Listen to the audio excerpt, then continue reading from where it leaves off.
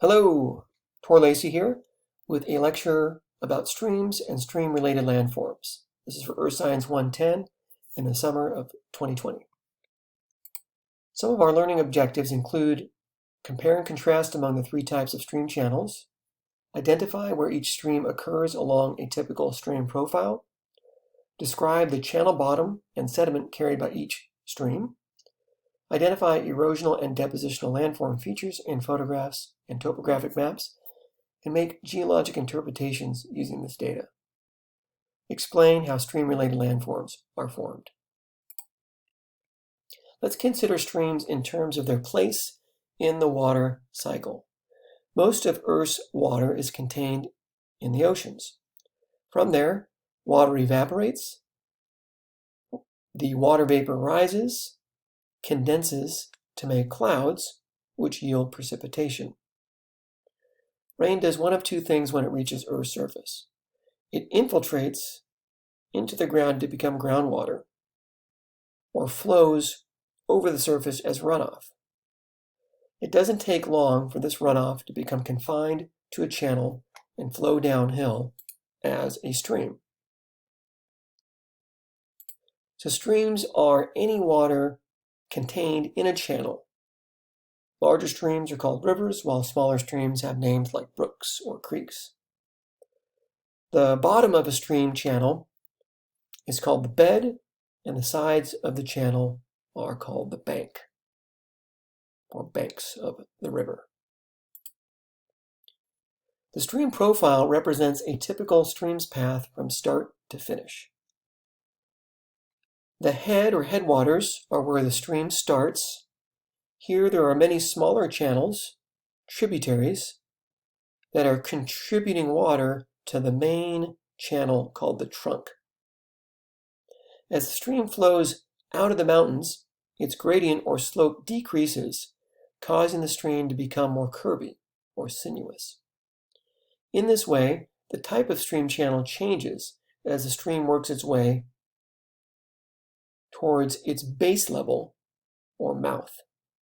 Here, the stream stops flowing as it enters the ocean, lake, or even a dry, flat valley or basin. Here's another perspective that includes the typical locations for each of the three types of stream channels. Near the head of the stream, where we have the steepest gradients and water is flowing with the most energy, we have the straightest channels. These bedrock channels are also called straight streams because of their straightest course. It's not perfectly straight. Streams never are perfectly straight, but it's the least sinuous. Braided streams happen where the gradient decreases, deposition happens, forcing the stream flow to flow around the piles of alluvium in the channel, creating braided streams. Meandering rivers exist where the gradients are the most gentle, the sinuosity or curviness of the stream is the greatest, and this is going to be closest to the mouth of the stream. Your stream is flowing across this valley and emptying into a lake.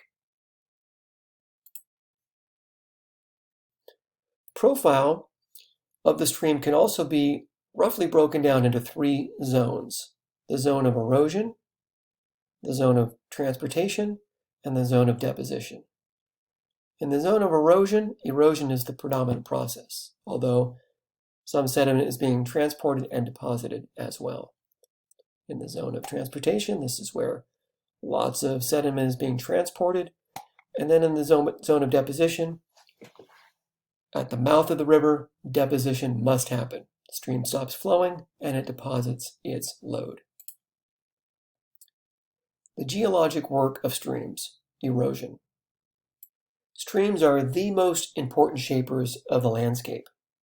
This is done through erosion and deposition. The geologically destructive process of erosion happens because streams are transporting sediment, allowing them to do abrasion to the land over which they flow. So this makes them the most important erosional agent on Earth's surface. Think of them as conveyor belts of sandpaper cutting down into the rock that's in their path. This photograph here shows the Virgin River exiting this very steep-sided canyon, which has been created by the down-cutting action of the river. Streams also widen the landscape. We'll discuss this a little bit later on. All the rock that streams pick up and transport eventually is dropped off through the process of deposition. Think of this as the opposite of erosion. Deposition happens wherever there is a decrease in velocity and the stream loses some of its energy to transport its load of sediment. The sediment deposited by a stream is known as alluvium. So here the dump truck is depositing its load. The load deposited by streams is given the term alluvium. This is considered to be constructive because the accumulation of alluvium over time builds up landforms. Once a stream reaches its base level, the lowest level to which a stream can erode, it can no longer do any erosion and it will deposit any remaining sediment. This happens at the mouth of a stream. In this version of a stream profile, we have the headwaters here. The river is flowing, reaching a temporary base level in the form of a lake. Deposition happens there. The stream is flowing out of the downhill side of the lake to the ocean, which is considered to be the ultimate base level. There, the stream stops flowing and any remaining sediment will be deposited. And again, this happens at the mouth of the river. Stream channels.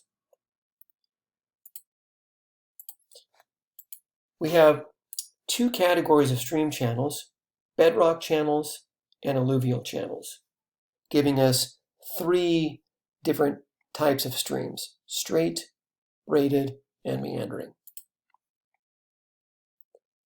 Bedrock channel streams, also called straight channel streams. No stream channels follow truly straight courses, but bedrock channel streams generally are the least sinuous or least curvy, and therefore are also called straight streams. They will be found near the head of the river profile, where gradients are the steepest, and they flow most energetically. In this way, they are doing a lot of downward erosion or downcutting, which develops steep-sided V-shaped valleys. This photograph here of the Yellowstone River was a great example of a straight stream. It's flowing with a lot of energy. We see a waterfall and rapids, and this allows for rapid downcutting into the land, creating these steep-sided V-shaped valleys. Any sediment deposited will be temporary and immature.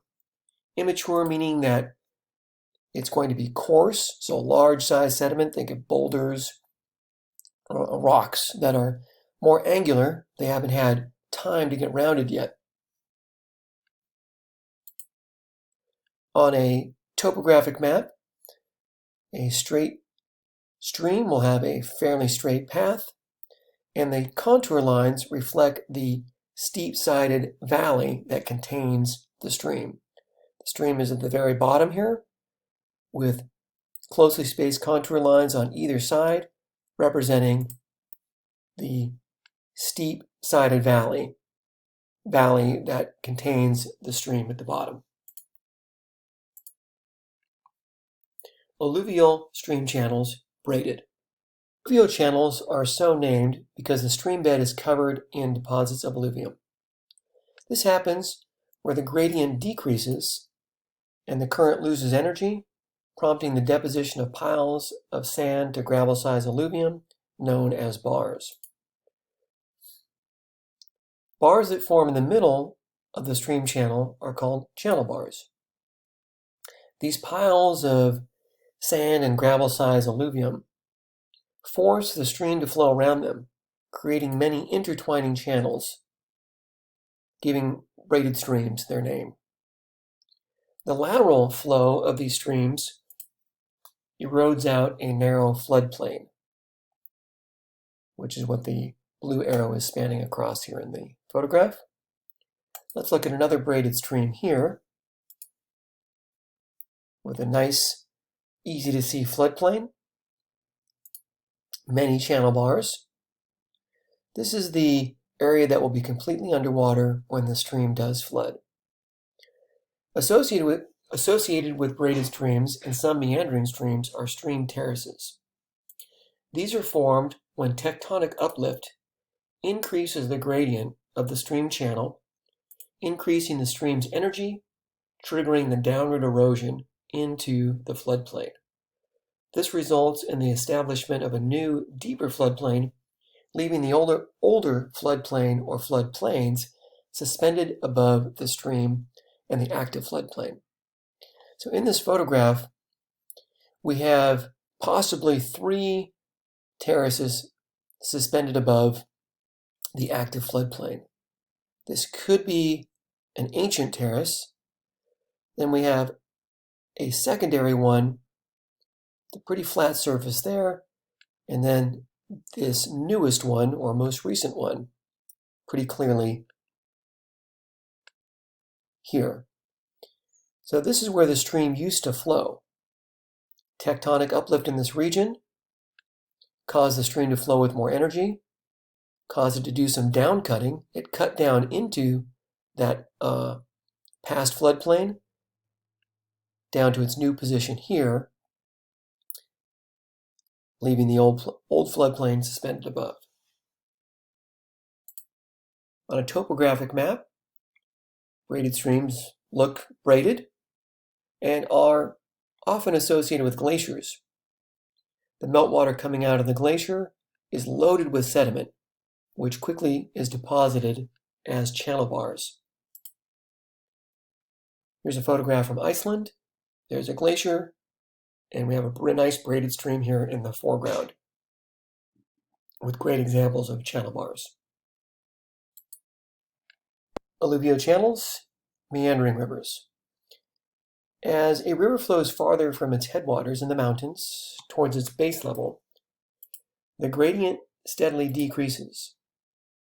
As the gradient decreases, the stream's path becomes increasingly more sinuous. This sinuosity results in more lateral than downward erosion. As the stream flows faster around the outside of the curves, it does erosion, cutting away at the stream bank, resulting in features called a cut bank. In this way, the floodplain for a meandering river widens over time as the meanders extend further out by doing more cutting. In contrast, stream flow slows on the inside of the curves. Therefore, deposition happens and piles of alluvium accumulate, creating point bars. Meandering rivers are typically perennial, meaning they flow year-round, transporting fine sediments like fine sand, silt, and mud in suspension, which gives them a muddy appearance. Here's a photograph of a cut bank and a point bar on the inside of the curve.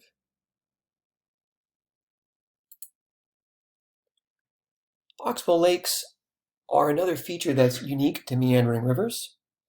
They form when a meander becomes so sinuous that it cuts itself off. The stream abandons the longer curved path for a new, more straightforward path. So we see that how that might develop over time here. The meander loops become more and more sinuous, eventually cutting themselves off in this case, and the stream takes the shorter path. Water isn't flowing here, so it becomes a lake. And as mentioned a couple of slides ago, meandering streams have well-developed floodplains. So we see how this may develop over time. We could start with a fairly straight channel stream, and with time and downward erosion, the gradient becomes less. As the gradient becomes less, the stream becomes more sinuous. With more time and more flattening of the gradient, the sinuosity increases even more. And with more sinuosity, you have more lateral erosion. With that lateral erosion, you erode out a wide, flat valley.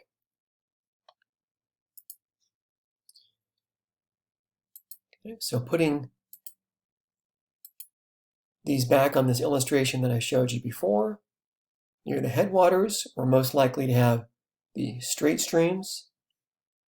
As we leave the mountains and the gradient decreases, deposition happens, and we get braided streams.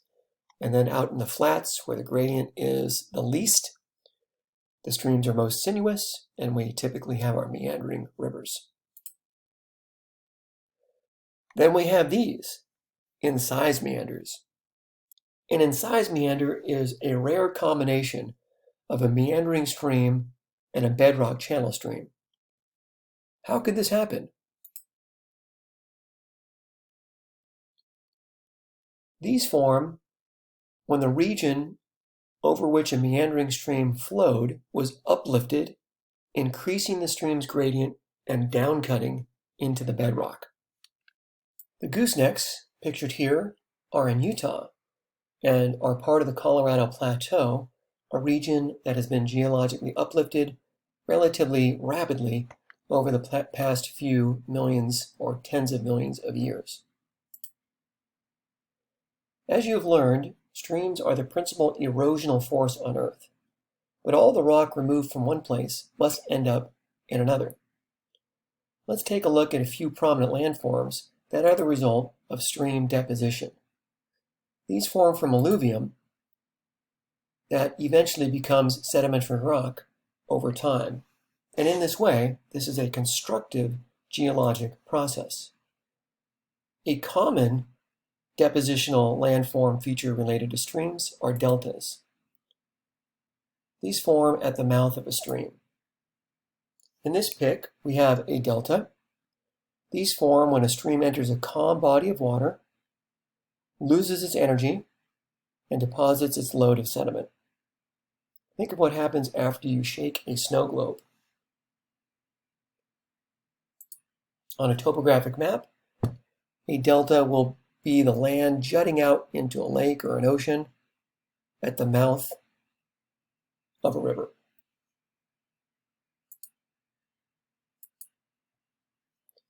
Natural levees form during flooding of meandering rivers. The sediment being carried out of the stream channel by the floodwaters is deposited along the top of the riverbank, accumulating in long, narrow hills that run roughly parallel to the path of the stream. We have the river. This is the levee here. And you can see that the river now actually sits above. Its elevation is higher than the surrounding floodplain because of the buildup of the levee over time. Alluvial fans. These are common in semi-arid to arid regions where mountains are growing. And these are the kind of conditions that we have in the southwestern part of the United States. They form where a straight stream exits its steep mountain channel and flows out onto the valley floor. This causes the stream flow to abruptly slow and deposit its load of sediment. Because of the climate, this often occurs during flash floods. Death Valley has especially well-developed alluvial fans. So the fan being here, this being Death Valley. Here is the straight channel stream exiting the mountain.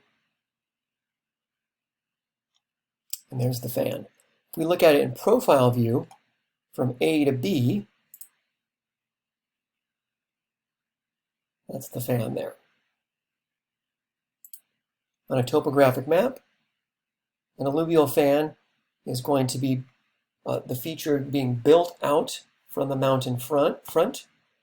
Reading the contour lines, we see that it has this fan shape, a moderate slope leading up to the mountain front here. There's the stream exiting. That's it. Thanks for listening.